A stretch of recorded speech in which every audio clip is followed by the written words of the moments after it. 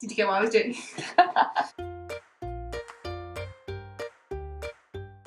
Hello, welcome back to For Teachers. Today we're going to be talking about positive behaviour management tips, things that we've found that work really well in our classroom. Tip number 1 is building a positive connection with every single child in your class. As soon as you meet those children, you want to learn their name, get to know something a little bit about them. It's about establishing trust. All those positives that you want throughout the whole year in your class, it starts with day one. Or if one child gets off the hook for something and they don't, they will remember that. It might be something very specific, like, I really love the way that you always present your work. Yeah. Shout it out loud, praise them in front of all their Make peers. the world know. Yeah. Rather than saying you're sat really nicely, just be like, I think you're showing me a lot of respect right now. Make it really specific. They aren't just following rules that you've set out, they're also going above and beyond, and you're noticing that. I always feel it as well, you know, when you're handing out papers, someone says thank you, and immediately I'm yes, like, wow, you. Thank you so much for saying thank you. And then the next 15 children Every all say child thank will you. do it. On the flip side of that, when you are having to deal with negative behaviours, take that child aside, reprimand in private a little bit more, make sure they know there's a time after the lesson, after the learning is over, where they're going to have to stay behind and you're going to discuss it a little bit. It's tempting to just lose your cool and start screaming and shouting and almost scare the children. Sometimes it's way more effective to take that child to one side, make sure that they know what they've done wrong, why you're not happy with it, and what you can do together to move forward and make sure this behaviour doesn't happen again. It works so much better if you just say one person, Katie, I like the way you're sitting, and then instantly you get 25 kids like this. So. Number 2 that we want to talk about is being really consistent with your rules. If you've said miss playtime on that day, that child is going to miss their playtime. You can talk about it after, unpick it, explain why. But you still want to reinforce what's going to happen if there are negative consequences. You're going to miss a lot of golden time rather than miss your daily break and snack, which can become quite onerous on you when you just need a 15-minute break yourself. It's really important as well that the other children see you, to be fair. I always say to the kids, like, can you move your own name down where you think you need to be now? Giving them like an ownership. Like, they have to go and do that themselves. They appreciate quite visually that they've had to move down the traffic light system. Part of the process, right? Yeah, and I think it really helps to re-establish that they're in control of their behaviour and their actions. If it's something that's ongoing, it's worth having a circle time and saying, this person's behaviour is like this because, and we need to talk about it and discuss it openly, and don't just make it something that's dealt with brushed under the carpet.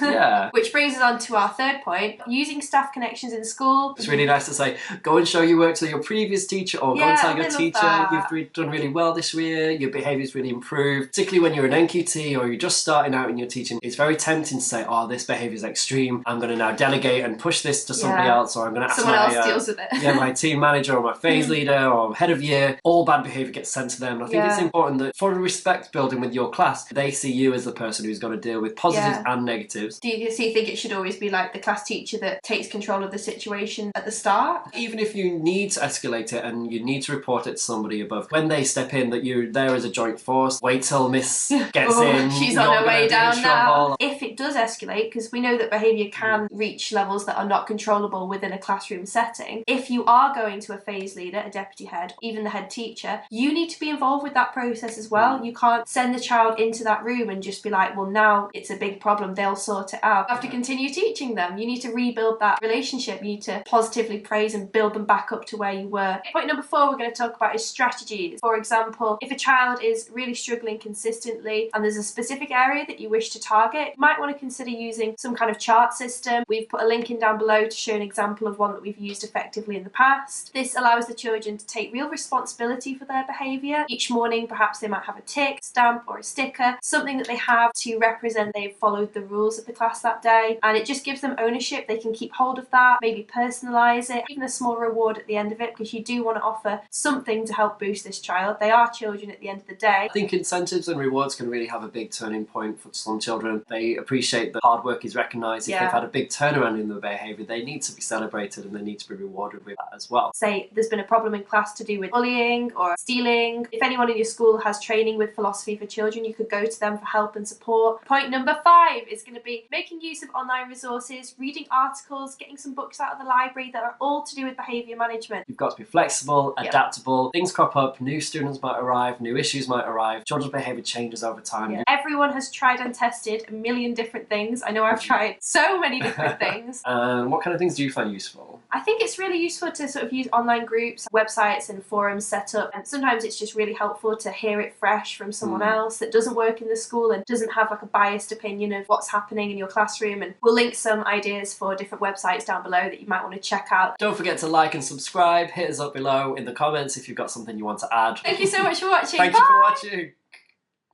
So like the devil speaks through me, and it's like, what? Like, yeah, honestly, like it's just like a different person takes over. But literally, it's so loud. My TLA's like, oh my god, like it's loud. Like, I cannot believe you still don't have your bag on. This is why I think I lost my voice so much.